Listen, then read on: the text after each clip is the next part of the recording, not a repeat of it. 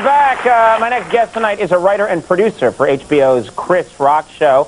He also is a frequent guest here at Late Night. We're always glad to have him. Please welcome Louis C.K.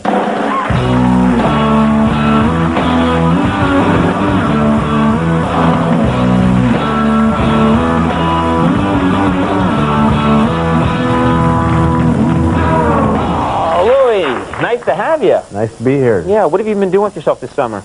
Not a lot.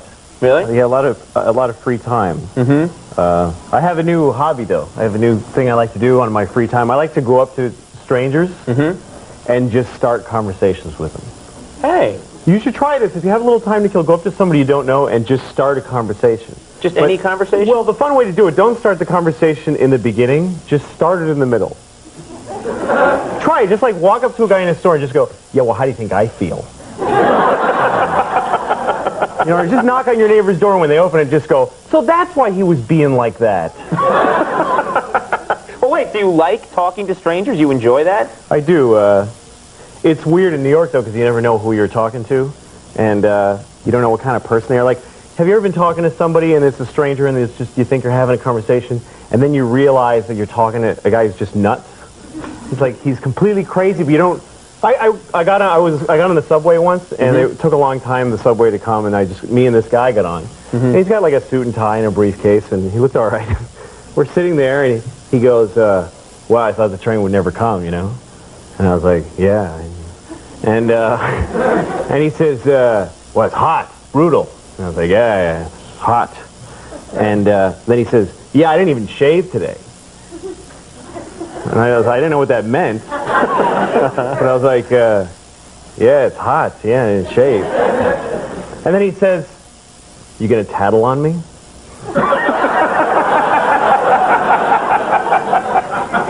And all of a sudden I realized, oh, you're crazy! You're nuts! Oh, I'm sorry. I thought I was having a conversation with a guy. And he had a briefcase, like that means anything. It's probably filled with parts of his mother or something, you know? You need something to carry it in, yeah. You know? Well, I would think, you know, especially for you, you're a writer, you're a comedian, you would want to feed off the craziness here in New York. You know, you would like that. Well, it makes it hard to be just civil, that everybody's nuts, because, like say you see somebody and you want to help them out on the street, you're afraid to help them because they'll think you're nuts. So you just go to hell with them, you know, let them suffer. Because what happened to me, I was getting off on the subway. I was getting off the train. You're on the subway a lot. I am. I spent a lot of time in there. Well, they closed the peep booth, so I have nowhere else to go now. But I got off the train, and there was this old lady getting off in front of me, and she goes to the booth, the guy at the token booth, and she says, "Excuse me, how do I get to Canal Street?" I just happened to notice. And she asked him, and you know, the guy in the booth was like, you know. What? So she kind of goes, that's pretty much the response that she got. So she goes in that direction, towards there. Right. And the thing is, I was going to Canal Street, so I knew the way. So I'm walking behind her, and like a couple of minutes later, she starts going the wrong way. Right. So I go, I tap her on the shoulder, and I said, "Excuse me, Canal Street's that way." And she was like, "Whoa!" Like I scared the hell out of her. Because how does she know why I know where the hell she's going? Right. I'm just some guy who, hey, Canal Street, you know. So she's like clutching her purse and she's all weirded out. And I was like, no, I heard you ask the guy, please, just Canal Street's that way. You shouldn't go that way. And she's like, okay. So she starts going, and here's the thing. I have to go there too. But I can't like follow her now, you know, hey, let's go to Canal Street. You know, I can't like walk behind her. Right. So what I did, I just didn't go.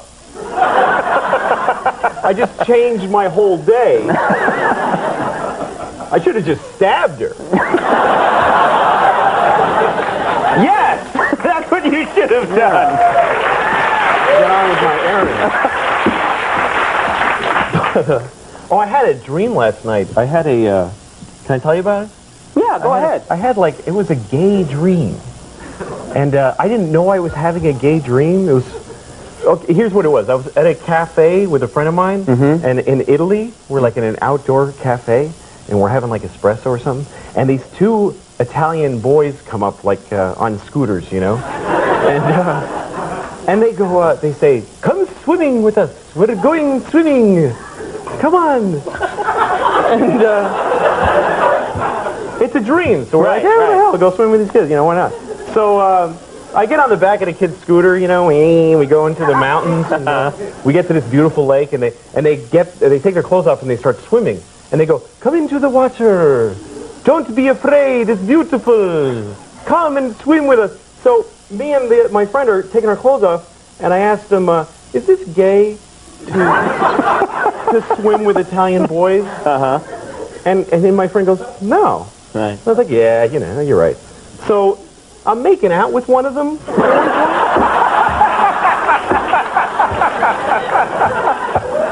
And it hits me, of course this is gay. Yeah. What the hell was I thinking about?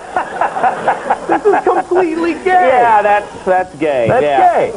Well, do you have issues? Do you have masculinity issues? Are you sensitive about that? No, not really. I don't care. Some guys are really uptight about it.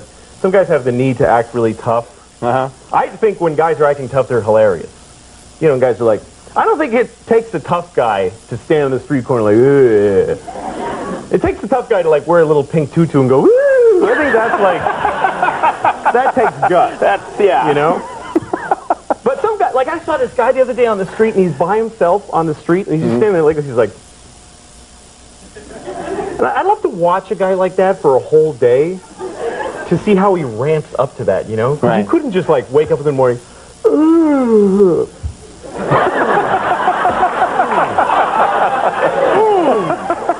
eat my cereal. I love when there's two like guys outside a bar and they're trying to have a fight and they're like yelling tough guy threats at each other. Yeah. But they can't work them out really good because they're too angry. Yeah. So they're not really smart when they're like, oh, I'll stick your ass in your ass.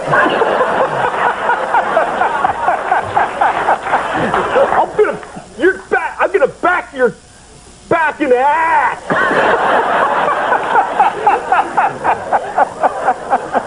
Those are better insults in my world. I like those. Yeah. Now, what kind of, do you have just those showbiz friends, or do you have any friends outside showbiz, people you just hang out with? I like to have a variety of friends, you know.